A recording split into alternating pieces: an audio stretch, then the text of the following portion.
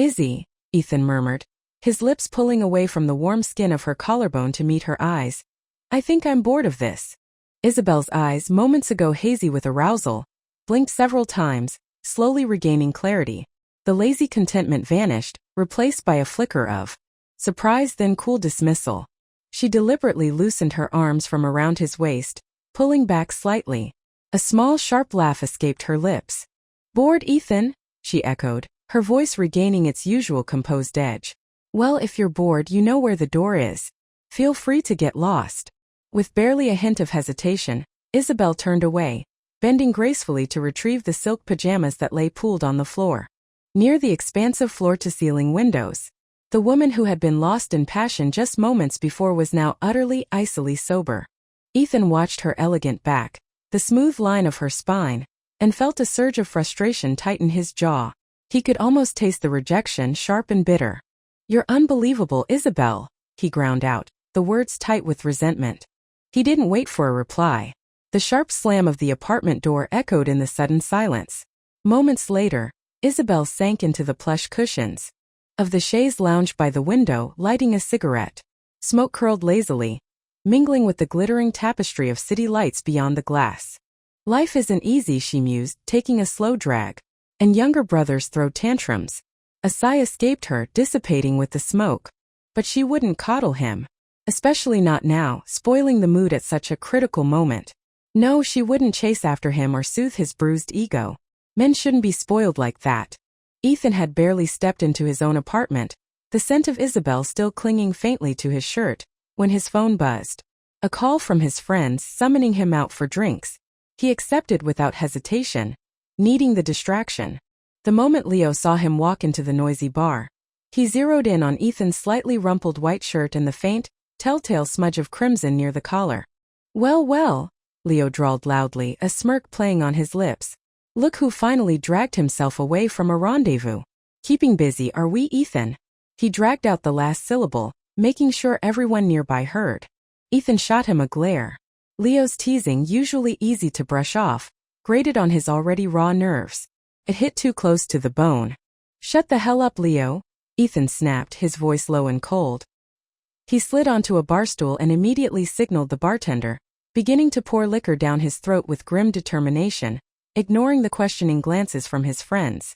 They'd initially planned to pry about the mysterious woman who had clearly occupied Ethan's evening, but the dark cloud hanging over him and the speed at which he was drinking warned them off. Ethan wasn't known for his high tolerance. A few strong drinks in and the world started to tilt. Yet, paradoxically, he felt hyper-aware. Isabelle's dismissive voice replayed in his head on a relentless loop. Get lost? Get lost. Whoa, easy there, man, Leo finally said, reaching out as Ethan grabbed for the bottle again. You keep going like this, you'll end up in the hospital. Instead of pulling away, Ethan suddenly slumped forward, grabbing Leo's arm and pressing his face against his friend's sleeve, rubbing his cheek against the fabric like a lost child. Izzy, he mumbled, his voice thick with alcohol and unexpected vulnerability. How could you tell me to get lost? Izzy. An abrupt silence fell over their corner of the bar. The other friend stared, jaws slack. Ethan? Acting this clingy? This pitiful? Leo, still smarting from his own recent breakup, felt a jolt of clarity through his own alcohol haze. Holy crap! Holy crap! He whispered excitedly to the others. Who is this Izzy? She's really done a number on him. This woman's got something else. By the end of the night, Ethan was completely incoherent, dead drunk. His friends managed to haul his dead weight out of the bar and into a nearby hotel room they booked for him. Leo was the last to leave. Before heading out, he couldn't resist pulling out his phone and snapping a quick selfie with the completely unconscious Ethan slumped beside him. He immediately posted it to his social media feed. Leo the Great. Tonight, 2 broken-hearted men. Attached. Selfie with passed-out Ethan. Privacy setting. Visible only to Ethan and Chloe. Leo chuckled, already imagining Ethan's mortified reaction when he inevitably saw the picture tomorrow morning. Meanwhile, Chloe, scrolling through her feed later, saw the notification. Right, forgot to delete him, she thought dismissively. She casually tapped the like button, typed a one-word comment, idiot, and then promptly removed Leo from her contacts. Leo, oblivious, sat staring at his message window with Chloe, typing and deleting potential messages. Nah, she just dumped me. Probably still pissed. Better wait a couple of days before trying to talk. The next day, Isabelle flew to another city for the press conference of her upcoming drama series. As the event concluded and she was descending the stage steps, her high heel caught awkwardly on the edge. She stumbled, bracing for an embarrassing fall in front of all the cameras. Just as she lost her balance, Daniel Chun, the male lead of the drama, smoothly caught her, his hand landing firmly on her waist. TSK, Isabelle thought wryly. He could have just steadied my arm. This felt deliberate. She tilted her head up, offering him a perfectly calibrated smile, gracious, appreciative, camera-ready. Then, leaning in slightly, she murmured, just loud enough for him to hear. On a mission, Daniel? Daniel's initial look of concern morphed into confusion, then a flicker of embarrassed recognition dawned in his eyes. He offered a slightly awkward chuckle. By then, Isabelle had already regained her balance and was continuing down the steps with practiced poise. Later, in the car back to her hotel, Isabelle scrolled through her social media feeds. Predictably, the hashtag Isabelle Daniel chemistry was already trending. The accompanying photos were, naturally, the 3 perfectly timed shots from the staircase incident. Photo 1. Isabelle slightly ahead, Daniel close behind, his gaze intensely locked on her. Photo 2. Daniel's hand securely on her waist, Isabelle looking up at him with a seemingly sweet, dazzling smile. Photo 3. The angle making them look practically pressed against each other, radiating intimacy. Nicely angled, well-chosen pics, she acknowledged internally. She'd expected this. The manufactured couple hype. It was Daniel's first major role. Leveraging her established fame for buzz benefited both the production and his burgeoning career. Isabelle wasn't particularly bothered. It was just part of the job.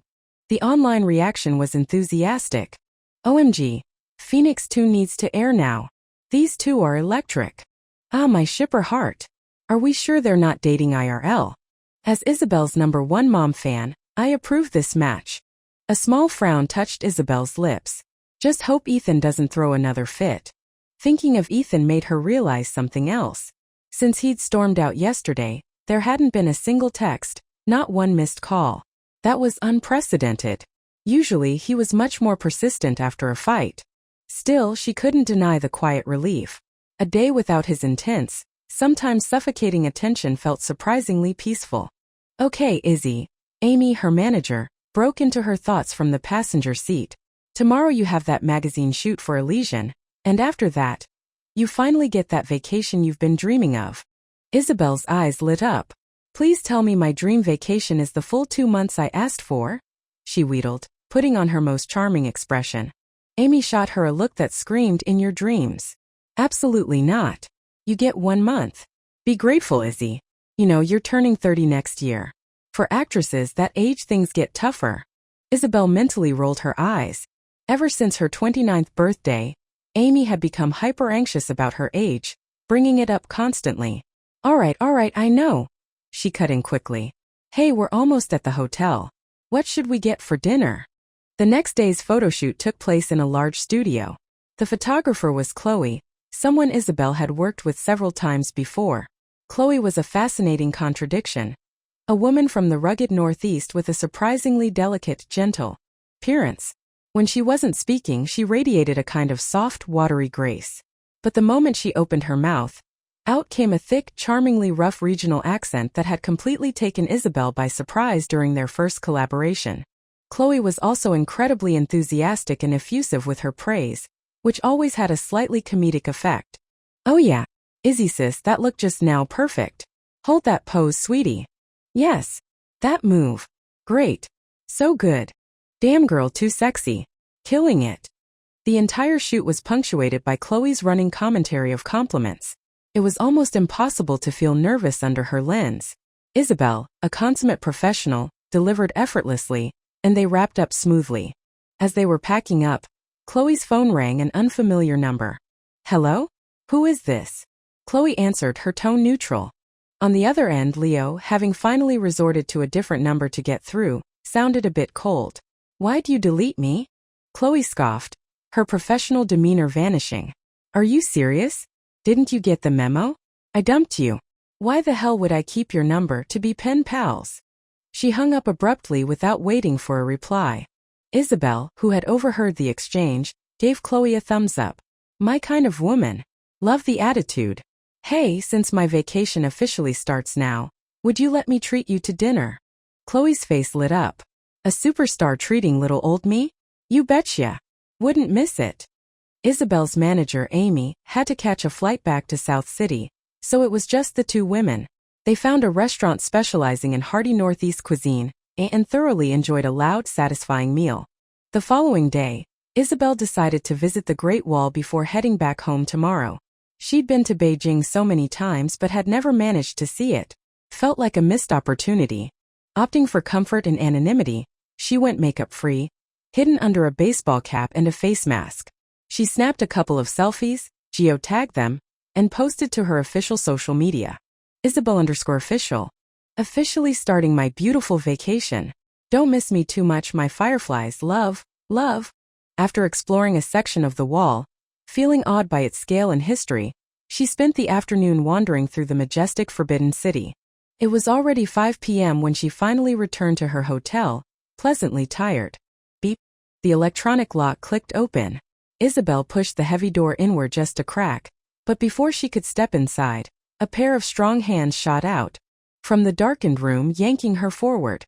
The door slammed shut behind her with a decisive thud, and she found herself pressed firmly against it. The hands belonged to Ethan. Right now, those hands were wrapped possessively around her waist, pulling her body flush against his, leaving no space between them. Isabelle felt a confusing mix of annoyance and wry amusement.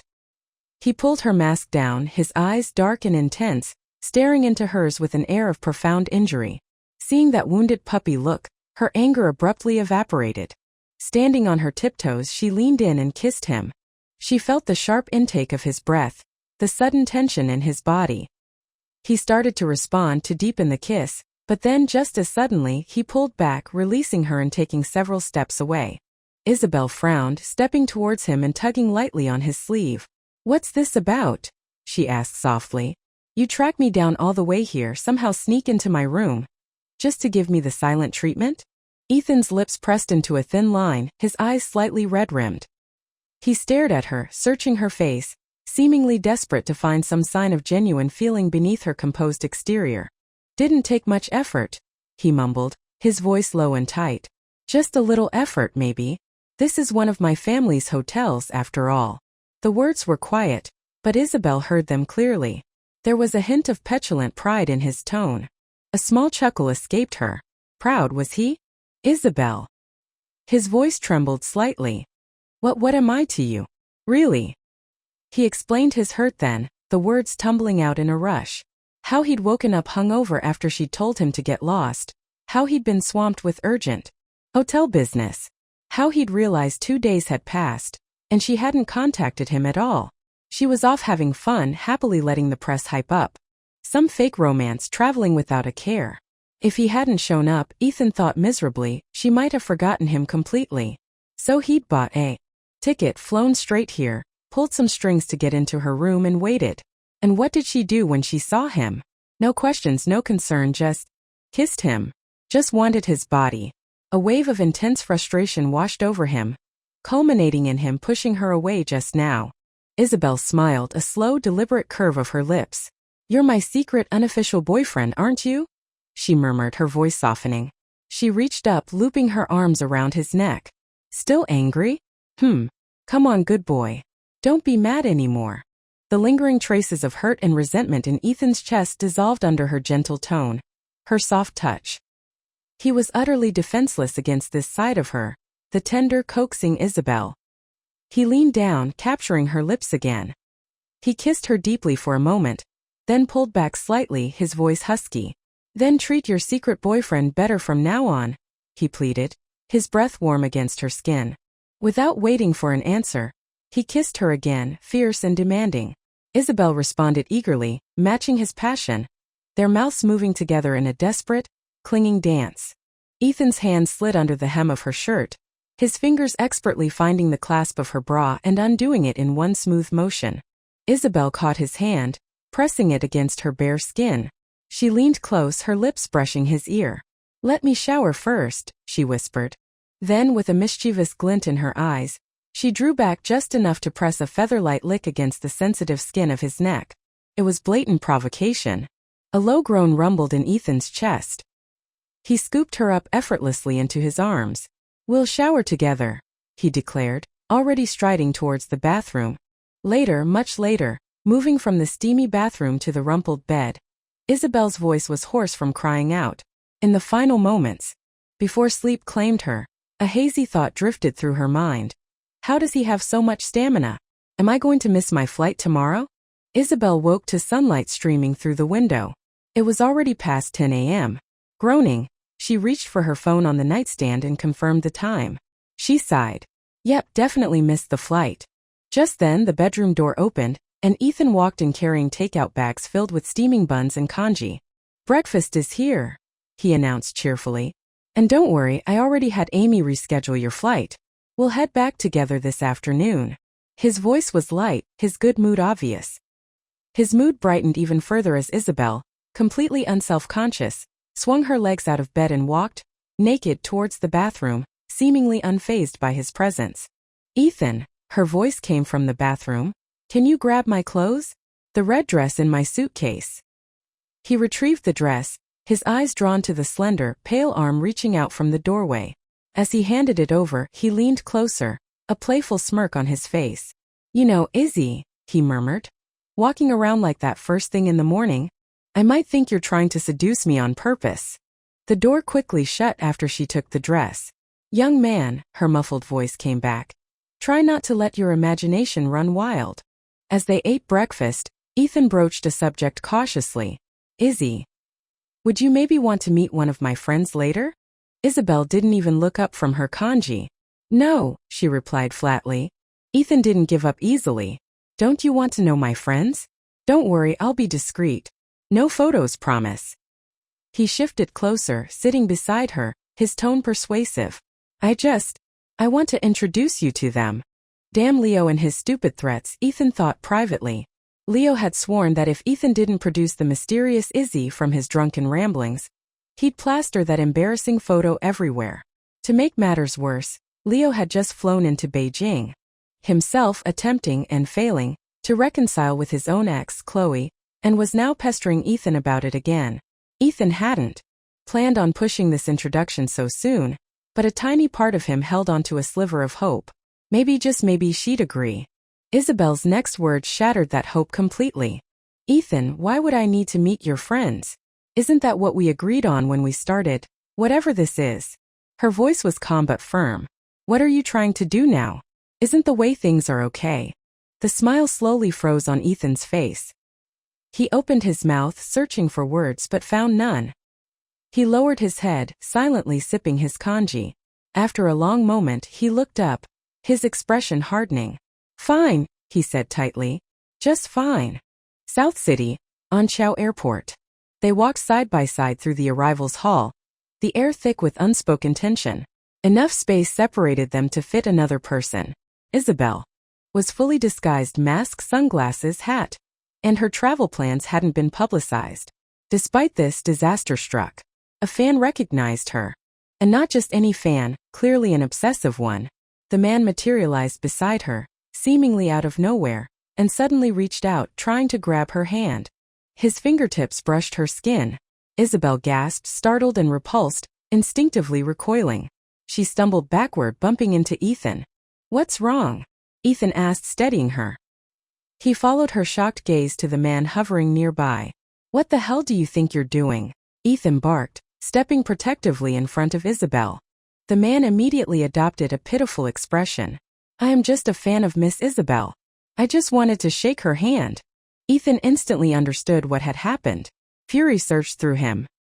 He stepped forward and, without warning, landed a solid punch on the man's jaw. "Miss Isabelle? You got the wrong person. This is my girlfriend. Keep your creepy hands and thoughts to yourself." The commotion began to attract attention, people nearby stopping to stare. The man, glancing around nervously at the growing audience, didn't press the issue further and quickly scurried away. Ethan watched him disappear into the crowd, then turned back to Isabelle, gently slinging an arm around her shoulders and guiding her forward. The onlookers slowly dispersed. Isabelle looked up at him, a flicker of surprised amusement in her eyes despite the unpleasant encounter. She playfully poked his side. Well, little brother, she teased softly, using the term she sometimes employed when he acted petulant. Didn't know you had such a hard side to you. Ethan shot her an exasperated look. You think this is funny? Next time someone tries that, you slap them hard. He paused, leaning closer to her ear, his voice dropping to a husky whisper. Besides, when have I ever not been hard enough for you, Izzy? Isabelle rolled her eyes, pushing his head away playfully. Just walk properly. The awkwardness from the hotel and the unpleasantness of the fan incident seemed to momentarily dissipate as they walked towards the exit, bantering lightly. Then they saw him, standing near the pickup area, looking directly at them. Julian Feng. Both Isabelle and Ethan froze.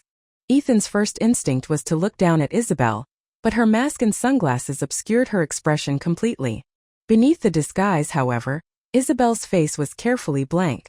Her eyes, the only visible feature, took in the man before them. Julian Feng, dressed impeccably in a tailored gray suit, his hair slicked back neatly, exuding an air of polished, mature success. A memory surfaced unbidden. Julian, 4 years ago, also in gray, but with boyish bangs framing his face, full of youthful energy as he told her. He was leaving. A line from a song he used to sing to her echoed faintly in her mind. Combing my hair like an adult, putting on a handsome suit. She blinked rapidly, pushing the memory away. Taking a deep breath, she pulled down her mask, composing her features into a polite, standard smile. She extended her hand. Mr. Feng, she said, her voice perfectly level. Long time no see. Mr. Feng. He'd heard the address countless times in business settings, but never from her lips. After 4 years of silence, hearing it from Isabelle felt like a physical blow, stirring a deep ache of regret within him. Julian stared at her outstretched hand, momentarily stunned. After a beat, he slowly raised his own hand and met hers in a brief, formal handshake. The moment their skin touched, Isabelle withdrew her hand quickly, the distance, the politeness, almost bordering on distaste.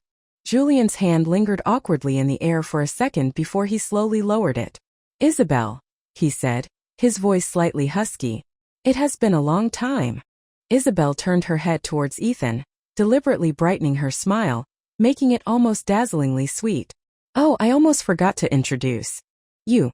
This is my boyfriend, Ethan Song. She waved a hand dismissively. But you two already know each other, so no need for lengthy introductions. Only then did Ethan speak, his voice tight. Julian, didn't expect you back in the country. He omitted the more familiar senior or mentor term he might have used in the past. Company shifting some operations back, Julian replied, his gaze fixed solely on Isabelle, though he was answering Ethan. And other reasons, so I applied for a transfer. I'll be based here from now on. She hadn't changed much, he thought. Still stunning. But the way she looked at him, that was entirely different. Ethan, darling, our car is here. Isabelle chirped, grabbing Ethan's hand firmly. With her free hand, she gave Julian a brief, dismissive wave. We have to go now, Mr. Feng. Goodbye. Her fingers dug into Ethan's hand, the pressure undeniable. He couldn't ignore the forced nature of her performance. The overly formal address, the brittle smile, the exaggerated affection towards him. The more deliberate she was, the more it screamed that Julian still affected her. Of course, Ethan thought bitterly. 4 years isn't long enough to forget your childhood sweetheart. Silence reigned in the car. Ethan stared stonily out the window, his jaw clenched. Isabelle leaned her head back against the seat, eyes closed, lost in thought. We're here, the driver announced, pulling up to Isabelle's apartment building. Ethan got out first, standing stiffly by the car, his face a thundercloud waiting for her. Isabelle seemed to snap out of a daze. She sat for a moment longer, then slowly opened her door. Seeing Ethan standing there grim-faced, she seemed to remember something. She sighed softly. Ethan, she said, her voice weary, why don't you just go back to your own place tonight? She turned back to the driver, tapping on the window. Uncle Wong, could you please give him another ride? But Ethan moved quickly, circling the car and grabbing her arm, pulling her towards the building entrance. Trying to kick me out, he demanded, his voice harsh. Fine. Then I'm definitely not leaving. I'm staying right here tonight. Isabelle didn't fight him. Fine, stay if you want, she thought tiredly. I don't care anymore. They rode the elevator up in silence. Once inside her apartment, Isabelle collapsed onto the sofa. Ethan, she said, her voice muffled by the cushions, you can stay, but I need some quiet. Please just don't bother me. Ethan stood rigidly in the middle of the living room, his hands clenched into fists. The resentment, the jealousy, the insecurity that had been simmering inside him felt ready to boil over. Needs quiet, he thought savagely. She needs quiet to think about Julian Fong. He took a deep, ragged breath, forcing his voice to sound relatively calm, though his teeth were clenched. Do you still love him? The only sound in the room was the rhythmic ticking of the wall clock. Isabelle didn't move, didn't speak. Silence was his answer. Tick, tick, tick. He asked again, his voice tighter. You still love him, don't you? You must. No. Isabelle cut him off abruptly, her voice flat. I don't. The denial was too quick, too clean. He didn't believe it for a second. Really? The sarcastic edge in his voice was unmistakable. Suddenly Isabelle snapped. She sat up, glaring at him, her earlier weariness replaced by raw frustration. What is your problem, Ethan? Are you trying to annoy me? What answer do you want to hear? You want me to say yes? Yes, I still love him. We grew up together, how could I possibly forget him after only 4 years? Is that what you want to hear? Fine, I said it. Are you satisfied now? Huh. A cold, harsh laugh escaped Ethan. He was practically shouting now. Yeah, right. And what are we? Just 4 months together? And I'm just your secret boyfriend you keep hidden away. He paced back and forth, agitation radiating from him. No, wait. Boyfriend is too generous, isn't it? I'm just a hookup for the great actress Isabelle Cheen, right? Someone you smile at when you're occasionally interested but mostly ignore. God, I'm such an idiot for falling for you. His outburst, the raw fury in his voice, was startling. To Isabelle, he looked like a small, furious lion cub whose fur was standing on end. No, wait. A furious kitten.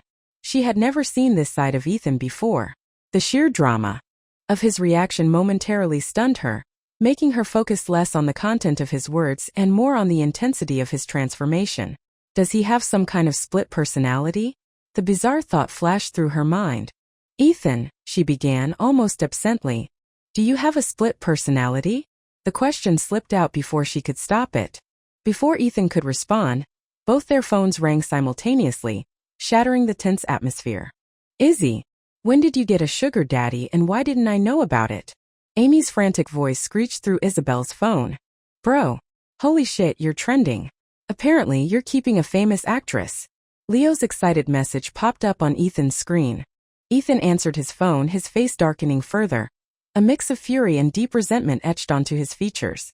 Muttering curses under his breath, he turned and stormed out of the apartment. Isabelle, momentarily forgetting the departed Ethan, listened to Amy's panicked explanation while pulling up Weibo on her phone. There it was, trending high. Hashtag Isabelle the social climber. Glaringly prominent. An entertainment gossip account, Entertainment Boom Boom, had posted the photos from the airport, Ethan punching the fan, Isabelle clinging to his arm, and, later, the tense encounter with Julian. But the real damage came from a comment below the post, allegedly from a former university classmate of Isabelle's. I was at S University too, same major and class as Izzy, the comment read. I recognized the guy in the suit, that was her boyfriend. Back then they were inseparable. And the guy she's holding on to? That's Ethan Song, heir to the Song Corporation fortune. Honestly, Isabelle came from an ordinary background. Looks-wise she's okay I guess, didn't even debut until she was 23. How does someone like that get endless resources in an industry overflowing with beauties? I won't say more, you can figure it out yourselves. This comment inexplicably blew up. People flocked to the commenter's profile, hungry for more gossip. Sensing the opportunity, the classmate posted again. Her boyfriend went abroad 4 years ago. And guess what? That's the exact year Isabelle suddenly started landing lead roles in every project. Isabelle read it all, a humorless laugh bubbling up inside her. Wow. Such subtle, restrained phrasing, yet packed with insinuation, leaving so much room for imagination.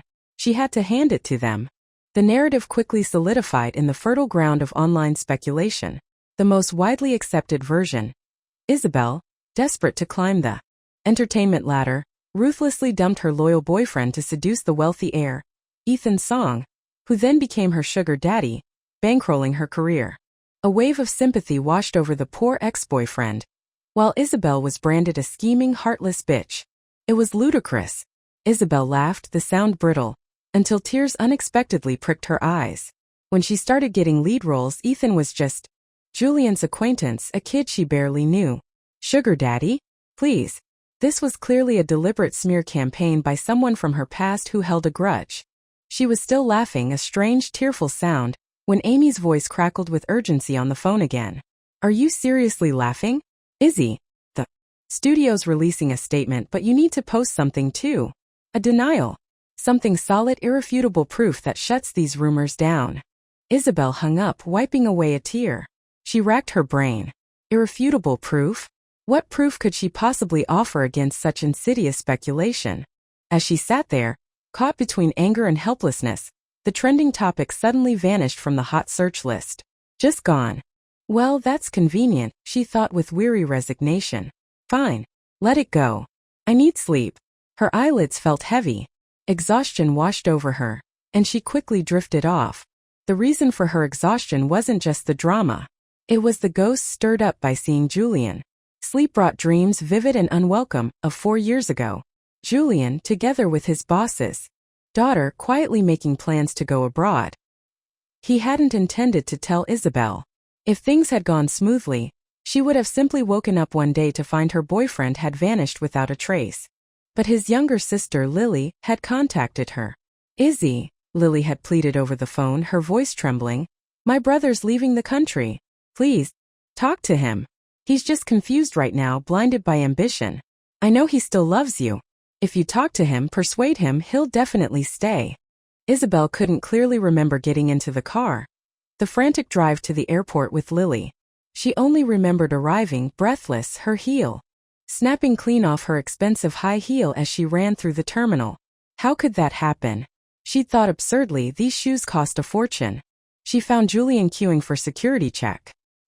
He had a woman's handbag slung casually over his shoulder, smiling down at the woman beside him.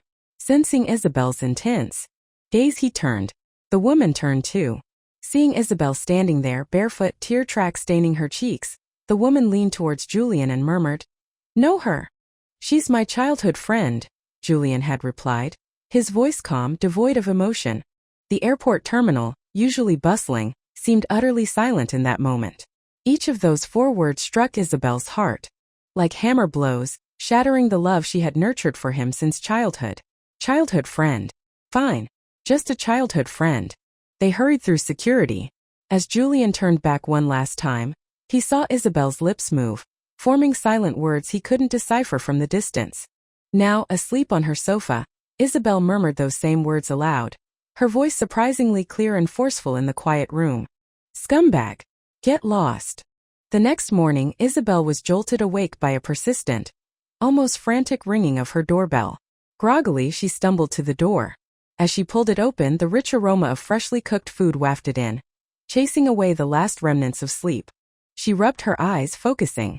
Standing in the hallway, holding several bags of breakfast, was Julian. Izzy, he said, his voice soft, tentative. I brought you those pan-fried buns you love. He gestured to the bags. And the soy milk from that place near campus, remember? Your favorite back then. Isabelle mentally rolled her eyes.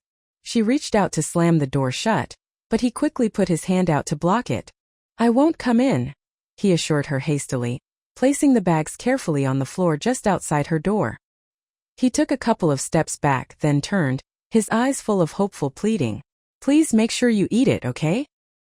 He started to turn away, but Isabelle's cold voice stopped him. Take it with you, Julian. I don't want to waste food. She paused, her gaze hardening. And let's get something straight, my dear childhood friend. Whatever pathetic reasons you have for this sudden display of affection, just stop.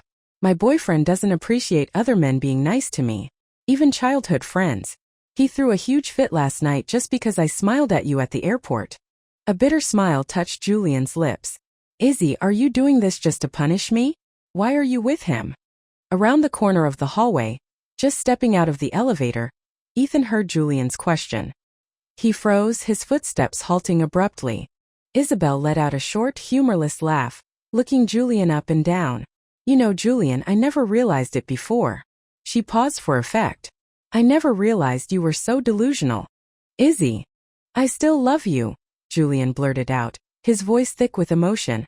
I haven't forgotten you for a single day these past 4 years. Let's start over. Please. What happened before, that was my fault. Forgive me just this once. His emotions escalating, he suddenly stepped forward, pulling Isabelle into a tight embrace.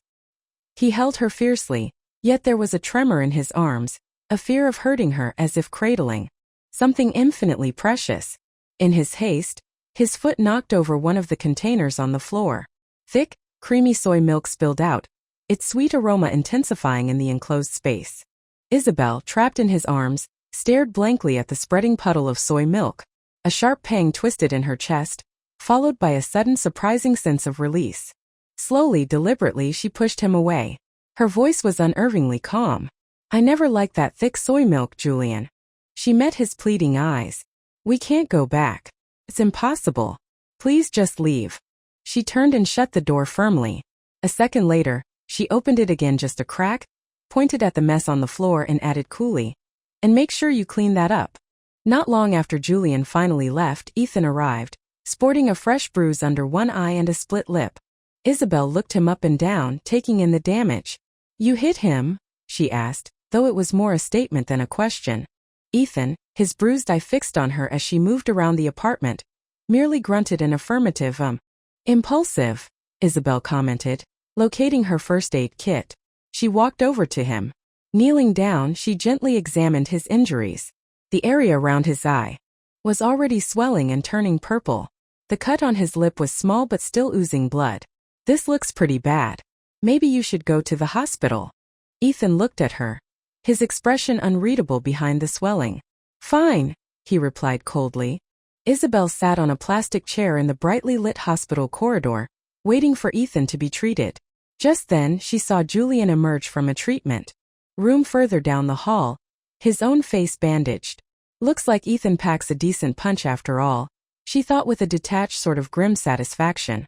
As Julian walked towards the exit, Isabelle called out, Julian. He stopped, turning hesitantly. She offered him a small formal bow, palms pressed together. My apologies, she said, her voice dripping with false sincerity, though a smirk played beneath her mask. Consider this payback for the heartache you caused when you betrayed me. Don't blame my boyfriend. Wish you a speedy recovery. Julian opened his mouth, then closed it again, seemingly at a loss for words. A helpless, wry smile touched his lips, immediately tugging at his injuries. He winced, tears welling up in his eyes from the pain. After a moment of silence, he simply murmured, Okay, I'm leaving then. Sunlight streamed in from the windows at the end of the corridor, bathing his figure in a golden light as he walked away. Isabelle watched his retreating back, the neat shape of his head. In that moment, a profound sense of clarity washed over her. Julian was still Julian, even without the boyish charm, stripped down to his ambitious core. He was the same man who would always prioritize himself. He could betray her for his future and then, driven by some lingering attachment or perhaps just loneliness, shamelessly reappear asking for reconciliation.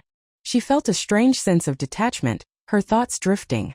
She continued staring down the empty corridor long after Julian's figure had disappeared. She didn't notice Ethan quietly sit down beside her until he spoke, his voice flat and devoid of warmth. Seen enough. The 4 words jolted her back to the present. Oh, she said, turning to him. You're done? Are the injuries serious? Are you worried? Ethan countered, his voice laced with familiar jealousy. Or has your heart already flown away with Julian? Of course not, Isabelle replied automatically, forcing a placating tone. My heart is right here with you. She reached out to help him, deciding to press the issue. But seriously, Ethan, why did you hit him? And why did you suddenly show up at my place this morning? Before she could finish, Ethan cut her off, his voice low but firm. Your heart is with me. So don't mention him. Isabelle fell silent, studying him. Something felt off, different. A subtle shift she couldn't quite pinpoint. But she didn't push it. Okay, she agreed softly after a moment. On the surface, things seemed to return to a semblance of normalcy. But Isabelle couldn't shake the feeling that something had fractured. Ethan's carefully constructed facade of the sweet, slightly clingy younger boyfriend seemed to be cracking, revealing glimpses of sharp, possessive claws beneath. And Isabelle, caught up in her own emotional aftermath, remained largely oblivious to the danger brewing beneath the surface. Which is why, when Isabelle later realized Ethan fully intended to keep her locked away, it was already too late. After the hospital incident, they didn't speak for several days. During that time, Isabelle received an urgent call from home and flew back to her hometown. Her grandmother had suffered a severe heart attack, was in critical condition, and the family wanted Isabelle there to say goodbye.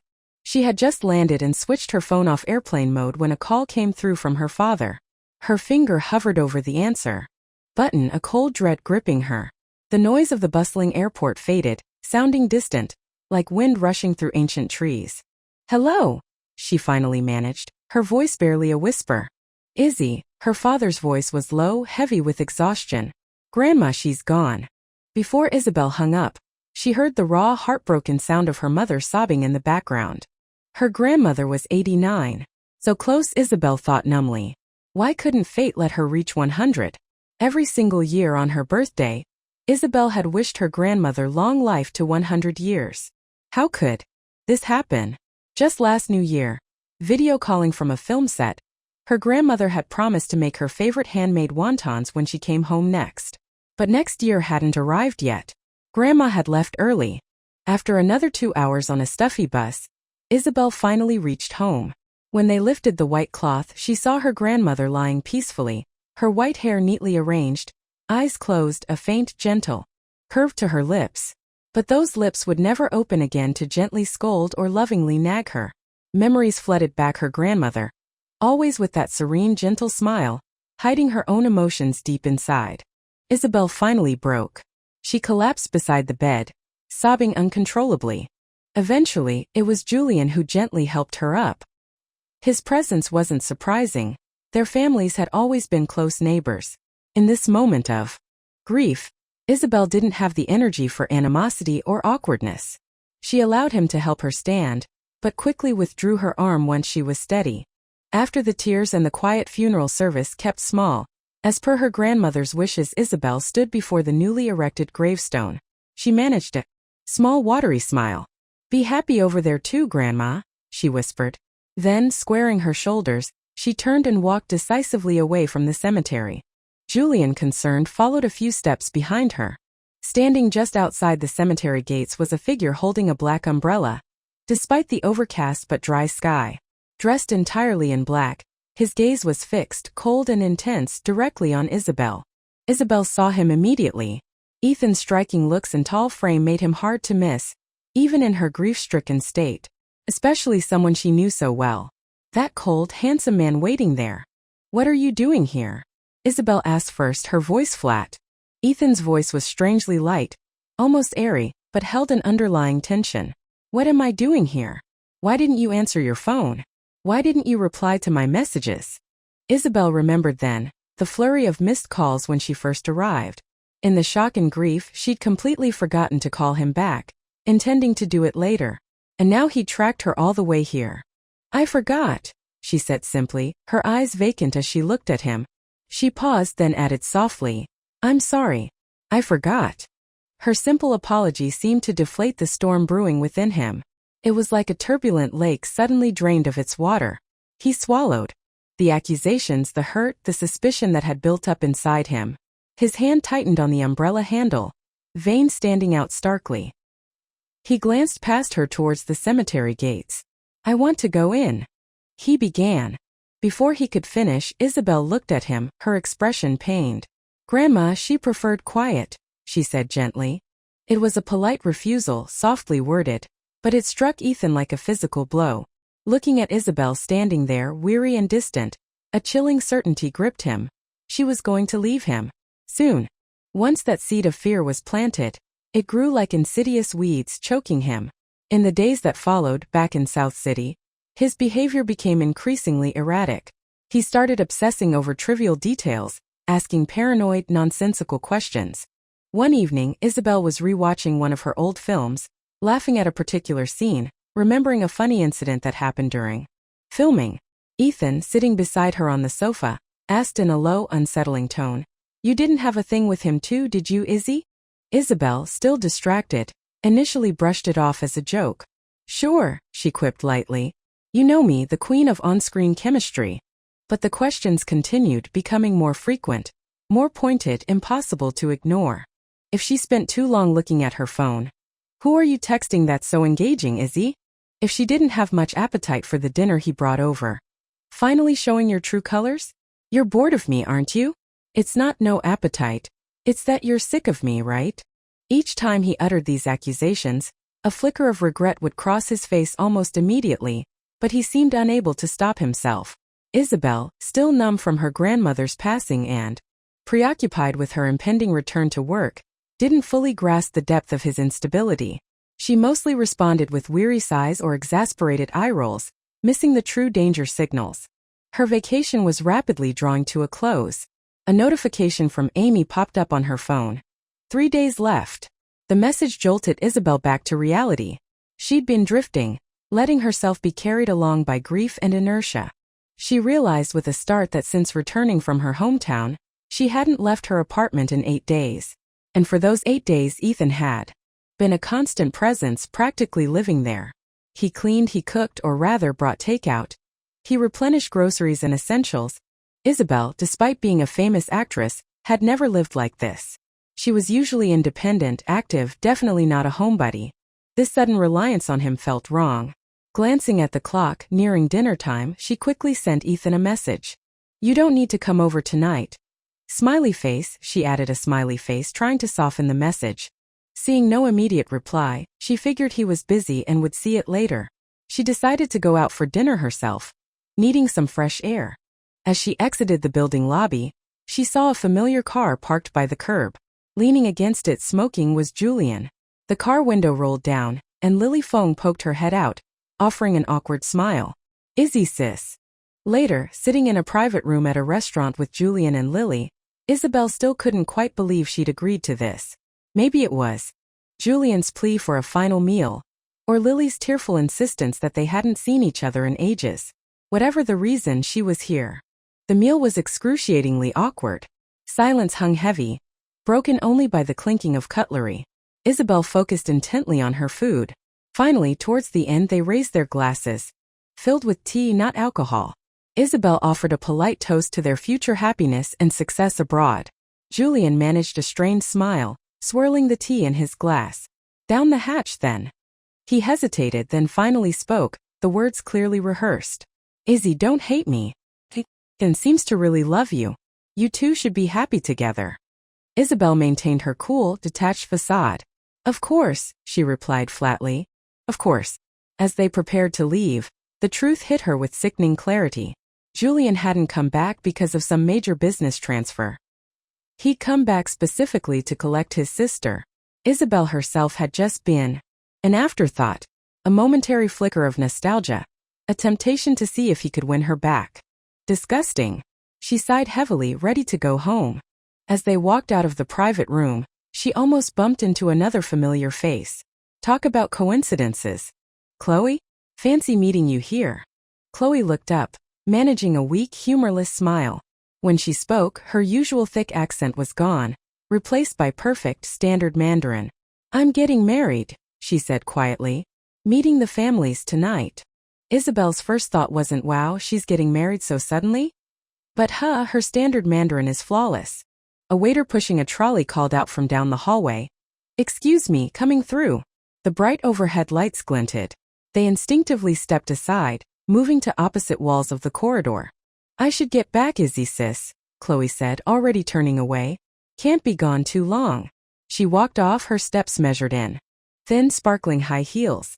Only then did Isabelle notice Chloe was wearing a beautiful cocktail dress, her hair elaborately styled. But there was no joy in her face, none of the radiance Isabelle imagined a bride-to-be should have. She looked less happy now than she did during their photo shoots. A wave of sadness washed over Isabelle. She doesn't really want this, she thought. She remembered Chloe talking about the man she'd met at a ski resort. The clumsy guy whose constant falls had made her burst out laughing. How that laughter sparked a connection. Chloe had thought it was love at first sight, His stunned look. When he saw her. Only later did she discover it was shock. The shock of seeing a face so similar to his unattainable white moonlight. His idealized past love. Heartbreak. They had dated like any normal couple. But when Chloe found out the truth, she'd ended it decisively. Yet the man kept pursuing her, refusing to let go. Chloe had cried telling Isabelle the story, clearly still in love with him despite the betrayal. Now? She was marrying someone else? Or was it him? Had she given in? Isabelle shook her head, trying to clear the melancholy thoughts, and hailed a cab home. Instead of going straight upstairs, she found herself wandering towards the artificial lake in the center of her residential complex, needing space to think. Her phone rang. Seeing the caller ID, she answered immediately. "Where are you?" Ethan's voice was low tense. "Home," she replied automatically. Silence on the other end. Isabelle clarified. "Near the lake just outside." He found her within minutes, appearing silently beside her on the path. Isabelle managed a faint smile. "You don't have work? What's up? Where did you go?" he asked, ignoring her questions. "Out for dinner," she answered absently, pulling out her phone again, composing a message to Chloe. "Hope this wedding is what you truly want. If you need anything I can help with, please reach out." Ethan saw her focus shift back to her phone, her attention clearly elsewhere.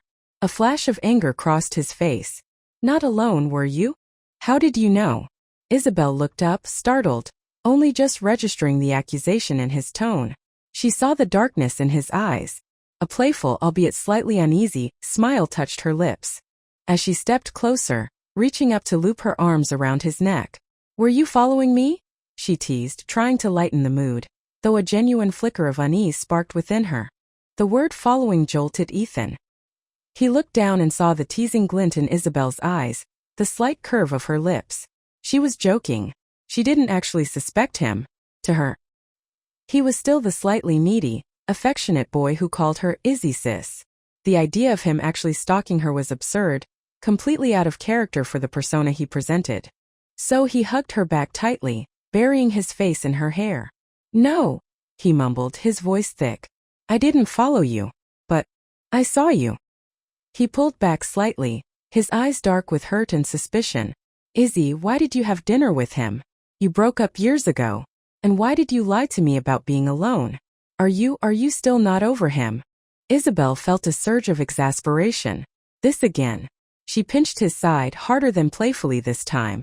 "Ethan, if you keep making these ridiculous accusations, these wild guesses, then maybe we should break up." The word breakup slammed into Ethan's ears, drowning out everything else. His arms clamped around her like steel bands, crushing the air from her lungs. "No breakup," he muttered frantically, repeating the words like a mantra. "No breakup." The force of his grip was terrifying.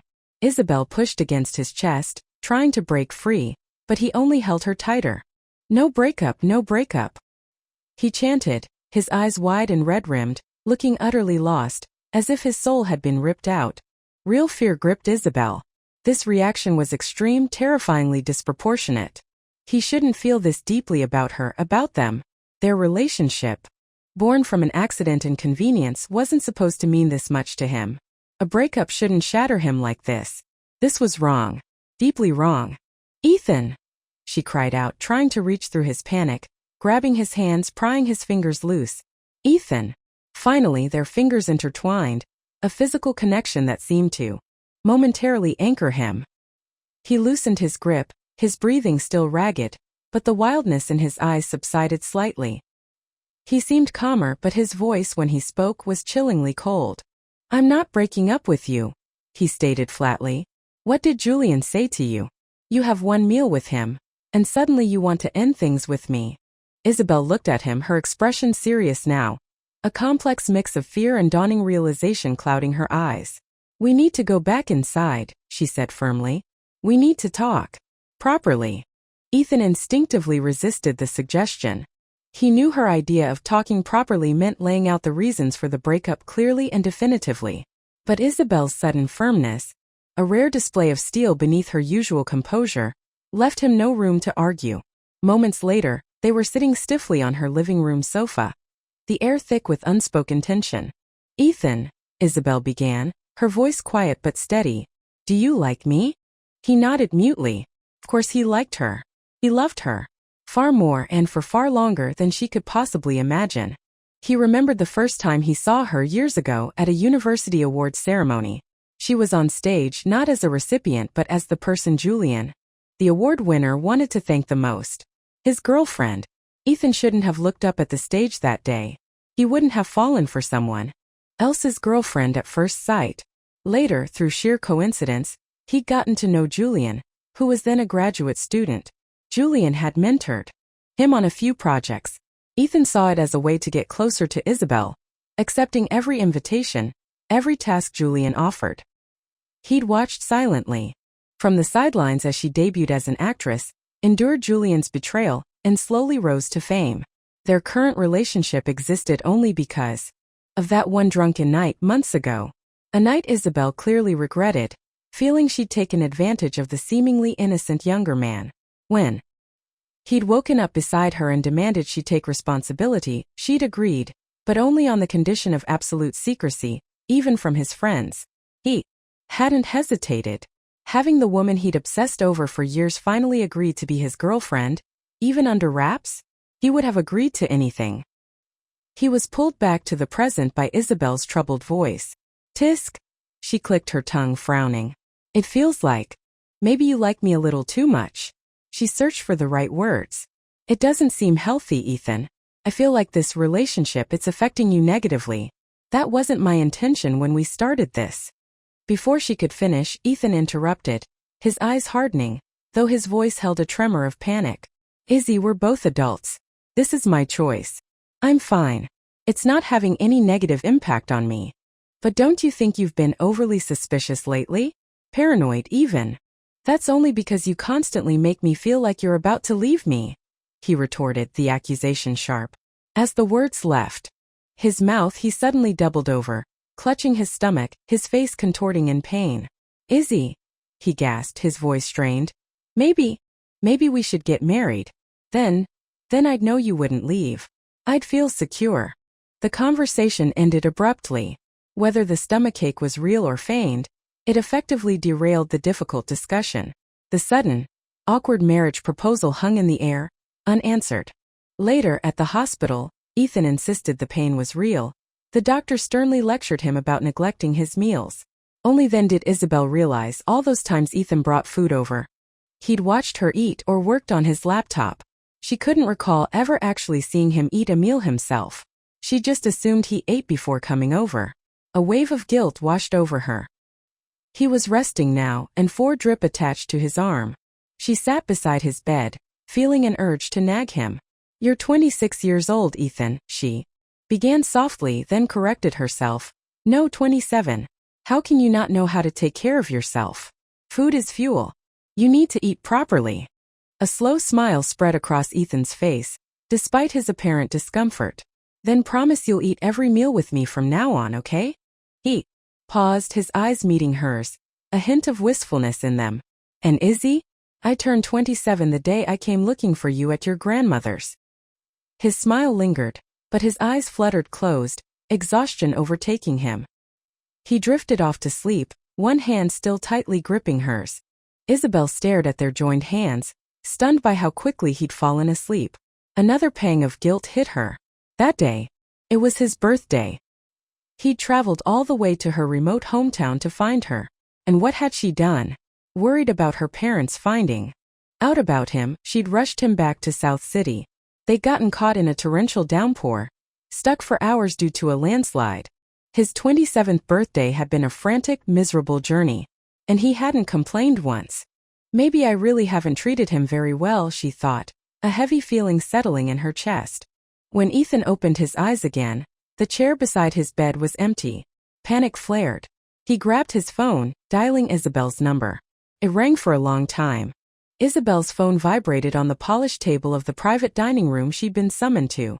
The man sitting opposite her paused mid-sentence, gesturing for her to answer. Hello. Where are you? Ethan's voice was tight with anxiety. Just stepped out to get you some breakfast. Isabelle lied smoothly. Be back soon. She had intended to get breakfast, But she'd been intercepted in the hospital lobby by a stern-faced assistant and escorted here to meet Ethan's father. The meeting wasn't a conversation. It was a dressing down. Mr. Song Sr.'s message was brutally simple. Isabelle needed to disappear from Ethan's life. She was unsuitable, an actress, Shizu. He'd used the archaic derogatory term, from an ordinary background for the heir to the Song Corporation. More importantly, he believed she was a detrimental influence, disrupting Ethan's life and focus. Before Isabelle could even formulate a response, he'd laid out the threats, making it clear he could destroy the career she'd worked so hard to build. Isabelle listened, a cold smile playing on her lips. She'd already been considering ending things, acknowledging the incompatibility. But his arrogant, condescending certainty, his assumption that he held all the cards, ignited a spark of defiance in her. For a fleeting moment, she felt a wild urge to run back to the hospital, wake Ethan up, and accept his crazy proposal on the spot. Marry him. Right now. Just to spite this old tyrant. But the rebellious fantasy faded quickly. Reality asserted itself. She was an actress with no powerful backing. She couldn't afford to go to war with capital. She couldn't throw away years of hard work for a relationship, especially one as fraught as this. So she nodded politely. I understand, Mr. Song, she said, her voice carefully neutral. I'll handle it. As she stood up to leave, his parting words followed her, cold and sharp. I hope you won't keep me waiting too long, Miss Chin. I'm not a patient man. Isabelle forced another polite smile and a nod, her mind already calculating the least painful way to deliver the final blow. She genuinely didn't want to break up just yet. Despite his recent possessiveness and occasional bouts of madness, Ethan could be incredibly attentive, passionate, and surprisingly sweet. Letting him go felt like a loss. She bought some kanji from a nearby stall and returned to the hospital room. Ethan was awake, sitting up, his color much better. He greeted her with a bright smile, looking completely revitalized. Eat something, she said, setting the container down. Then we can go home. He ate the entire bowl of kanji with gusto. The time had come. Ethan, Isabelle began, choosing her words carefully. My vacation is over. I have to go back to work soon, join my new film crew. He looked at her, waiting, a slight frown appearing as he sensed where this was going. Okay, he said slowly. This next project involves several months of filming overseas, she continued, avoiding his gaze. So we'd be facing a long separation. Considering the distance and other factors, I think. She took a deep breath. I think it's best if we break up. The smile vanished from Ethan's face. He stared at her, his expression unreadable, then slowly turned to disbelief. Izzy, he whispered, his voice tight with pain. You really are heartless. He looked away, then back at her, a strange, brittle acceptance settling over him. Fine. Break up then. Fine. He paused, then added, his voice regaining a semblance of normalcy, though his eyes remained shadowed. You've never actually been to my place, have you? Come over tonight. I'll cook for you. Consider it a farewell dinner. Isabelle hesitated. Her heart felt heavy, constricted. It wasn't an unreasonable request, and breaking up with him like this so unilaterally felt cruel. She owed him at least this much. Okay, she agreed softly. A silent, ominous thought echoed in the back of her mind. His place is a wolf's den. Once you go in, you might not get out. The farewell dinner started surprisingly pleasantly. At least Isabelle thought so. Ethan was attentive, constantly filling her plate, his conversation light, almost cheerful. He even opened a bottle of red wine that looked incredibly expensive. He poured her a generous glass, then reached to pour one for himself. Isabelle instinctively put her hand over his glass. Are you crazy? She chided gently. You just got out of the hospital. You shouldn't be drinking. He chuckled softly, reaching out with his free hand to gently pinch her cheek.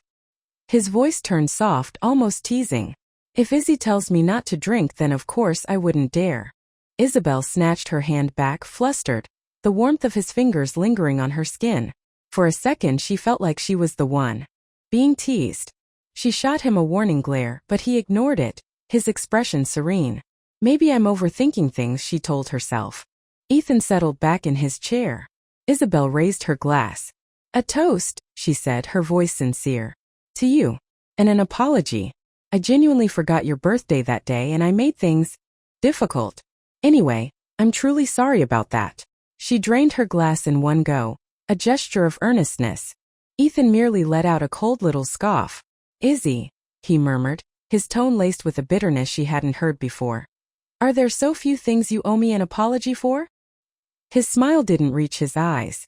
Why fixate on that? 1. Without waiting for a reply, he refilled her glass, then piled more food onto her plate. Eat up, Izzy.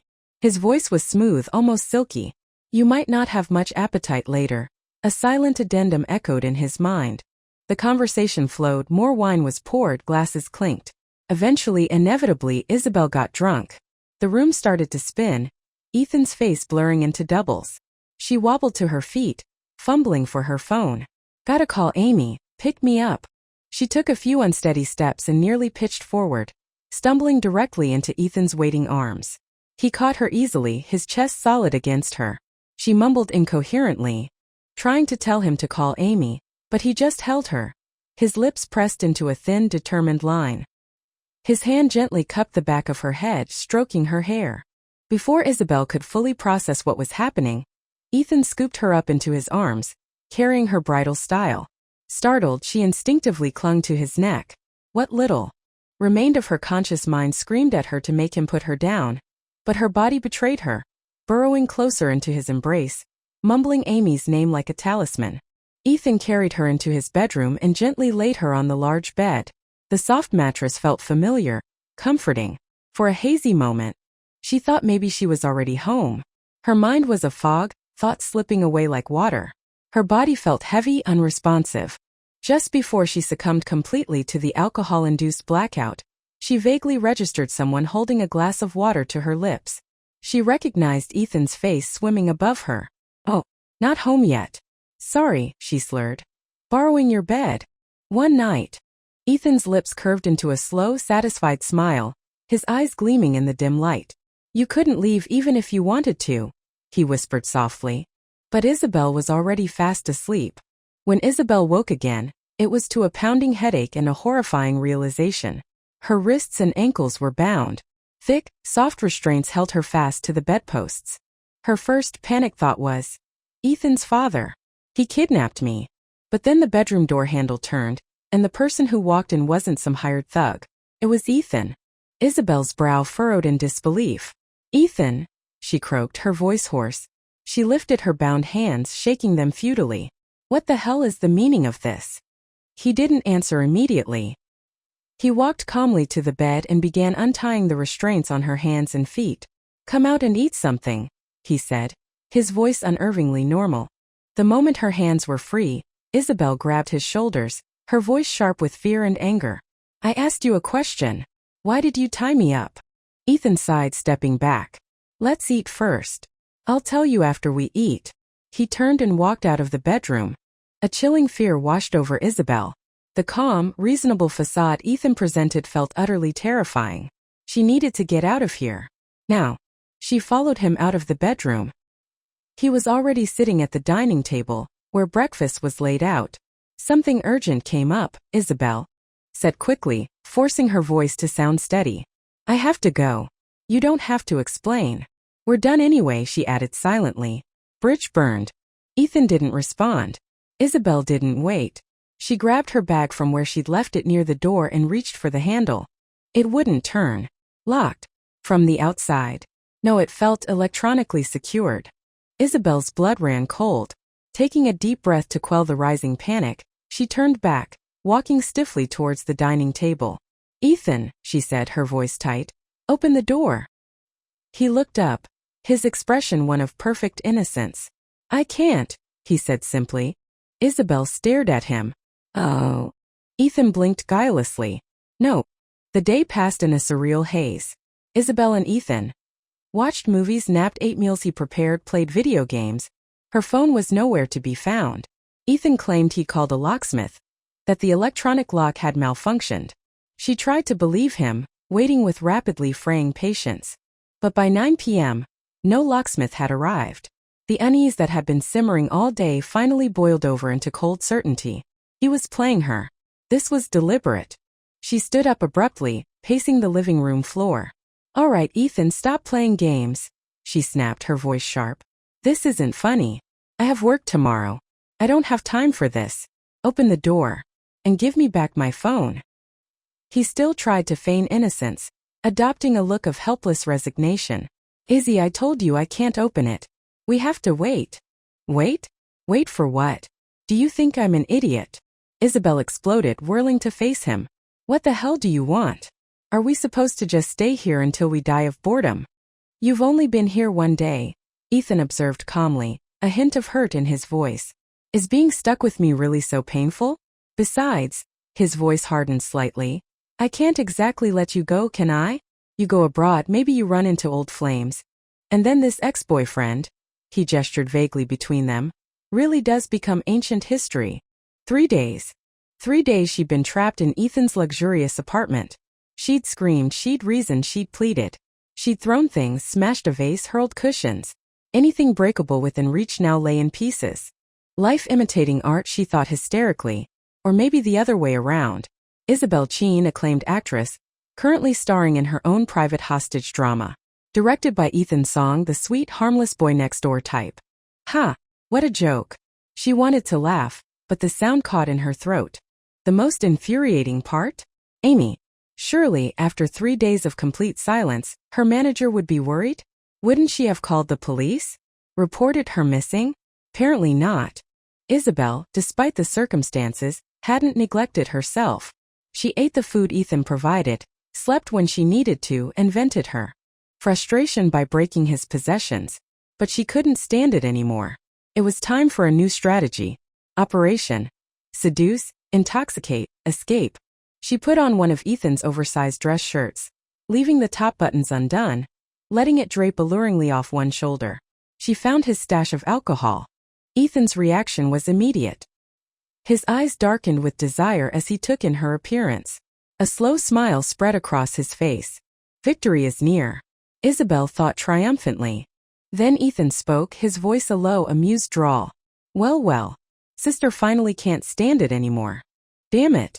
He saw right through me. Defeated, Isabelle slumped onto the sofa. Fine, Ethan, she said tiredly. Just tell me straight. What will it take for you to let me out of here? He walked over, kneeling beside the sofa, gently brushing a stray strand of hair from her face. I've taken such good care of you, he murmured reproachfully. Look, you've even gained a little weight. Why are you still so desperate to leave? I want freedom, she cried, frustration boiling over again. And I need to work. Ethan's expression turned serious. He looked directly into her eyes. If I let you go, will you marry me, Izzy? Huh. Isabelle agreed. She'd marry him. She finally understood. This whole insane criminal charade. It was all just his twisted way of possessing her, of ensuring she wouldn't leave. Fine. Let him have his prize. Maybe it would even piss off his tyrannical father. The day they went to the registry office to get the marriage certificate, Ethan beamed like a child on Christmas morning, his happiness radiant and infectious. Watching him, Isabelle felt an unexpected warmth spread through her own chest. Her newfound freedom, however, was short-lived. A few days later, on her way to a meeting at her agency, she was abducted, pulled into a nondescript van in broad daylight. This time she knew instantly, Ethan's father. The old man was ruthless. His plan, as Isabelle later found out, was brutally simple. Kill her, stage it to look like a tragic car accident. Eliminate the problem permanently. Heh. Luckily, Isabelle wasn't entirely naive. After her initial encounter with Mr. Song Sr., she had cautiously told Ethan about the meeting and the threats. Since then, Ethan had insisted on knowing her schedule, her whereabouts, tracking her phone location constantly. Something that had previously annoyed her but now proved life-saving. The police arrived within minutes, sirens wailing, surrounding the warehouse where she was being held. Police? Isabelle hadn't expected Ethan to involve the authorities against his own father. But he had. He'd personally made the call, leading them straight to her, ensuring his father was arrested. I stopped wanting to acknowledge him as my father a long time ago, Ethan told her later, his expression grim. Mr. Song Sr. was detained, but his influence lingered. The film projects Isabelle had lined up suddenly evaporated. Contracts were cancelled, funding mysteriously withdrawn. It didn't take a genius to figure out who was pulling the strings from behind the scenes. Isabelle found herself unexpectedly idle. Her career stalled. Her new husband, meanwhile, was constantly busy working late hours. She stewed in frustration, the irony not lost on her. She'd married him partly to spite his father, and now his father was still controlling her life. Then one evening, Ethan came home early, his face alight with excitement. He had news. A production company was interested in her for a new project. A major adaptation of one of Isabelle's all-time favorite novels. The investor? A newly formed company called Mu Yan Entertainment. Mu Yan. Admiring Yan. Admiring Isabelle. At the press conference announcing the new project, followed by a lavish banquet, Isabelle arrived with Ethan on her arm. It was the first time she'd brought a male companion to such a high-profile industry event. The attending media buzzed, sensing a major scoop. Cameras flashed relentlessly. During the media scrum, a bold reporter shouted, "Isabelle, this is the first time we've seen you with a date. Is this a new development in your love life?" Ethan started to lean towards the microphone, ready to give a non-committal, polite answer about being her companion for the evening. But Isabelle squeezed his arm, stepping forward first, her smile radiant and confident under the bright lights. "He's my date for tonight, yes?" she confirmed clearly, her voice ringing through the room. She turned, looking directly at Ethan, her eyes locking with his. Then, turning back to the stunned reporters, she added, her smile widening. "He was my boyfriend. Now he's my husband." Ethan stared at her, momentarily speechless, his heart pounding. She met his gaze, a silent understanding passing between them. In that shared look, amidst the flashing cameras and clamoring reporters, something shifted, solidified. A lifetime stretched before them. She had never known anyone like him. Someone who loved her with such consuming intensity, placing her above everything else, willing to shatter norms and break rules for her. She had never allowed herself to love someone so completely, so willingly, diving into a relationship that began in chaos and madness, committing herself to a lifetime of navigating its turbulent, passionate depths.